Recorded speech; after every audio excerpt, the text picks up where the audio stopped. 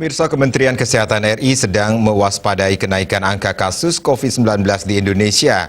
Dikatakan Menteri Kesehatan Budi Gunadi Sadikin, terdapat sejumlah kasus subvarian Omikron BA.4 dan BA.5 yang ditemukan di Bali.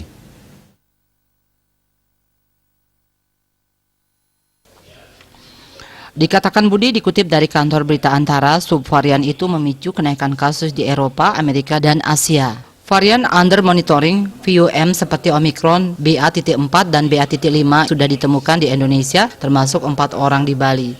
Budi mengatakan varian BA.4 dan BA.5 memiliki karakteristik mampu menghindar dari imunitas tubuh manusia yang dibentuk oleh vaksin serta menyebar secara cepat.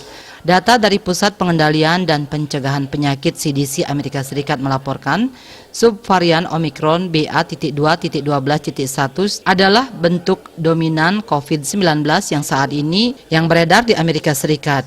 Data CDC menunjukkan bahwa subvarian BA.4 dan BA.5 sekarang mewakili hingga 7% dari kasus COVID-19 baru.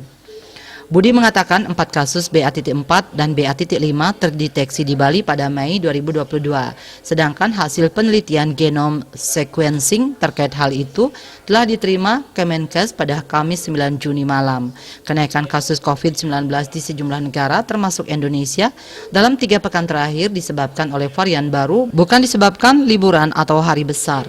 Namun Budi memastikan situasi kenaikan kasus COVID-19 di Indonesia sebesar 31% dalam 3 pekan terakhir masih dalam situasi terkendali jika dilihat berdasarkan 2 indikator panduan Organisasi Kesehatan Dunia WHO.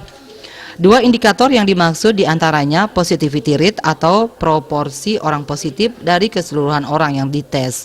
Di Indonesia positivity rate di bawah 5%. Secara nasional sekarang 1,15%, paling tinggi di DKI Jakarta 3%.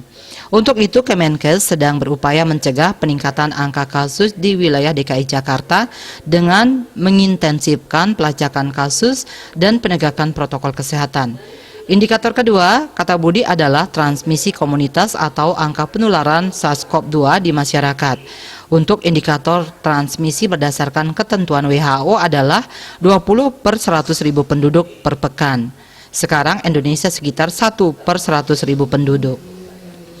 Budi memastikan kedua indikator itu masih sangat terkendali di Indonesia sehingga masyarakat diimbau untuk tidak cemas terhadap situasi kenaikan kasus yang kini terjadi di Indonesia.